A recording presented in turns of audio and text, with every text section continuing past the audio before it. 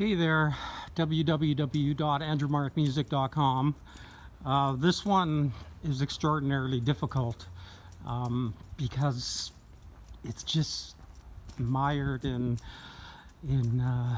obfuscation and esoterics and occultism, but I'm gonna try and unpack my view on all the third eye symbolism, you know, all the celebrities and politicians covering up one of their eyes, and what that means from my perspective.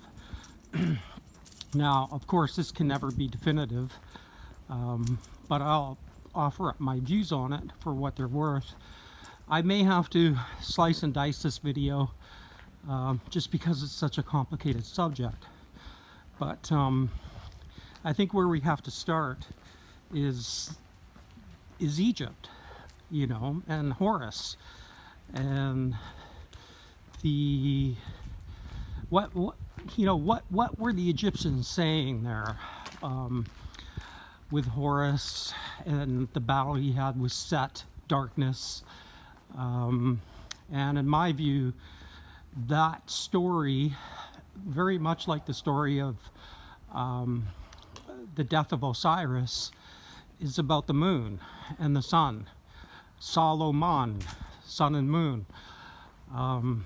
So with the death of Osiris, he was cut, generally speaking, they say he was cut into 14 pieces, but resurrected. So, you know, that's, if we say he was put back together, those 14, that gives us a 28-day moon cycle, or one of the moon cycles.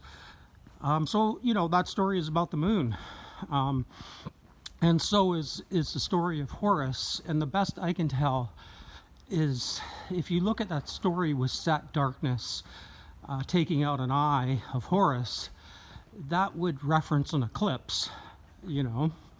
So the sun loses its light, you know, but in the story it was Thoth, generally speaking, who heals Horus's eye, and that means, you know, as the phenomenon that creates the eclipse comes to an end, the sun comes back and gives us light.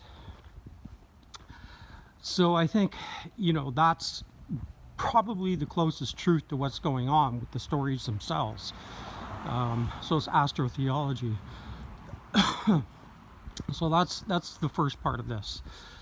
The second part would be, what cults came out of Egypt? And I would say there's two primary cults, maybe three if we include Akhenaten's, but I'm not gonna go to Akhenaten's cult in this video.